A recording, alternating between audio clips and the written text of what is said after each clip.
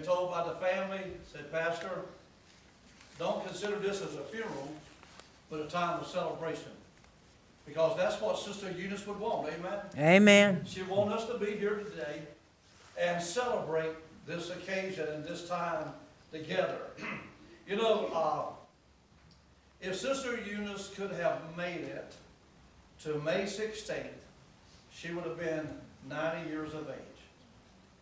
That's a good life, amen? Amen. And she lived a wonderful life. I thought about that Christmas program, A Wonderful Life, and how old George thought nobody appreciated it. Then after all that happened, he realized how wonderful it was to have all of those loved ones and family and friends that he had. Well, Sister Eunice, she lived a wonderful life. She was blessed to have two loves in her life, Ira and Will. She was blessed to have 5 children and 5 stepchildren. She was blessed to have a bunch of grandchildren. I didn't even count them all. I looked at this here. I opened it up and I read it. I said, there's no way I'm going to try to read all these names, all these grandkids, these great-grandkids, and these great-great-grandkids. But she was blessed to have all of that. And I know there's nothing like your grandchildren, amen. I haven't got to the next phase of my life, but to have the grandchildren and the pleasure they bring. And she was blessed to have such a loving family. There's one thing that I admired about her and her family is that closeness that the family had. If there's one thing, if you would notice about this family, they were always doing things together. They were going on vacation together. Just so you know, if you don't know, I remember where they would take 2 vans once a year, go on vacation. And I think if I'm correct, they would fight to see which van they could ride on, but they wanted to ride in the van that Sister Eunice was riding on. And if you know her, you know that she could make you laugh. Amen. She loved a good time. Yes, she did. And she wanted you to have a good time whenever you were around her. And she loved her time with her family and the vacation time together. She loved to go out and eat every week. The family was going out somewhere or another to eat. And they all did it always as a family. And I have sisters too, you know. But I ain't never really want to go out and eat with my sisters all the time. It's because they don't make you laugh. I love them, but I don't want to go out and eat with them all the time. But that's how close this family is. Listen, I remember some things that I want to share today with you. I remember a lot of times standing back here in the back and like I said, love to cut up. And so a lot of times I would say to Sister Eunice, I said, Sister Eunice, I'm still looking you that man. Now, if you know anything about Sister Eunice, if you would embarrass her, she would do one or two things. She would throw her hand across her mouth and make that sound. Uh-huh. I wouldn't try to make that sound. I can do it. Kind of wave you off, you know. Or flick her head. Brother Marvin he just loved to harass her and embarrass her all the time, talking about men.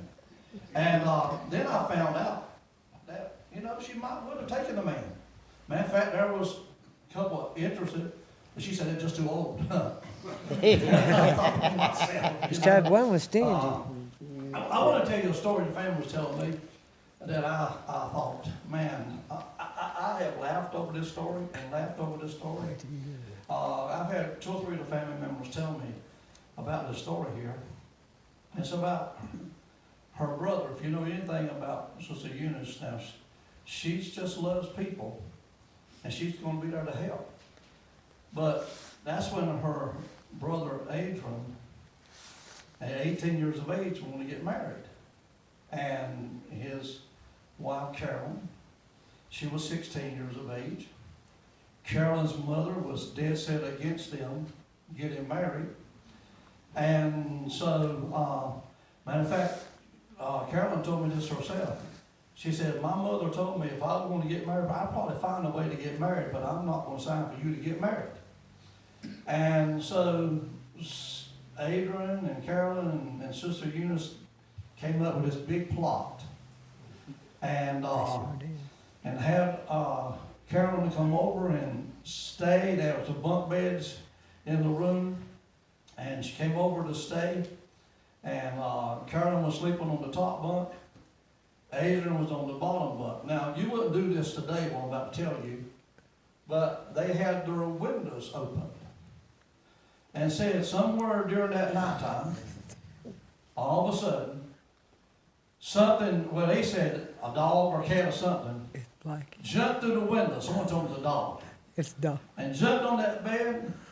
Adrian jumped up, thought that Carol's mom and daddy done come dog. He told me that story, I like to bust it out. It was Blackie. But he said, Adrian said, I was so scared.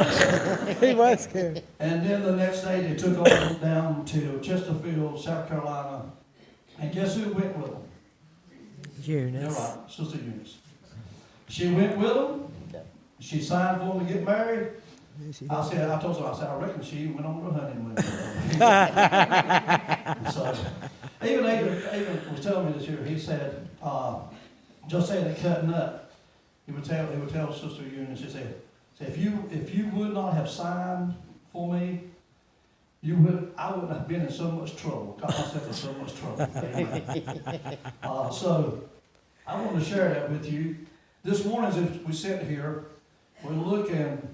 Her grandson Kevin said that there are 24 people sitting here as a direct connection to Sister Eunice. I want to read something to you that I received from one of the stepchildren. So I lost my mother at the age of, I lost my mother at 15, when I was 15 years old. Eunice married my dad and accepted me in her family as her daughter. I've always cherished the memories and the good times that we had together. Love, Carrie Mullins. And then Carrie was telling me something, you know, as I told you earlier, Eunice really, she liked to eat. Well, a lot of us like to eat. We're going to have food after this is over with, back in the back, if you want to eat. But she really liked to eat. But, you know, her favorite meal, you could talk about going out to the steakhouse or going here. But if you mention this one thing, if you would mention Bojangles, Yeah. she loved Bojangles. Yes, she did.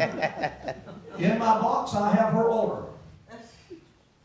2 legs, 1 macaroni and cheese, and 1 biscuit. Now, I'm going to put this on the table back there. It's hands off. I'm going to eat her chicken. Nobody don't eat her chicken. Amen? Amen. But I just thought, I said, of all the food that she can eat, she loved Bojangles chicken. Matter of fact, if you would notice in at the funeral home, you would see in the slide, there was a Bojangles box there. Because this woman loved Bojangles. You know, I was thinking as I was preparing for this, there are so many wonderful stories that we could all sit here and share about her, and all positive things. We could sit here till tomorrow and keep on talking about the life that she lived, the kind of person she was, the kind of caring person that she was. But that's just her. That's who Sister Eunice was. And I thought, you know, this world here just lost a precious jewel. Not just his family.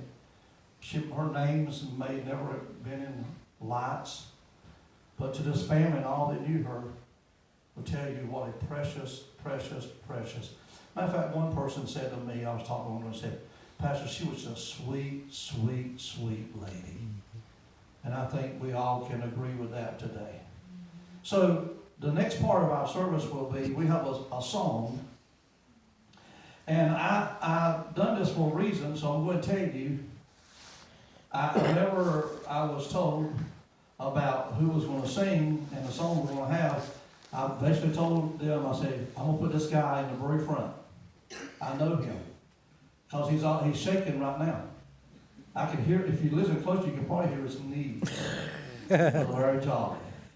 He's going to sing a song here today that she has requested to be sung in this service.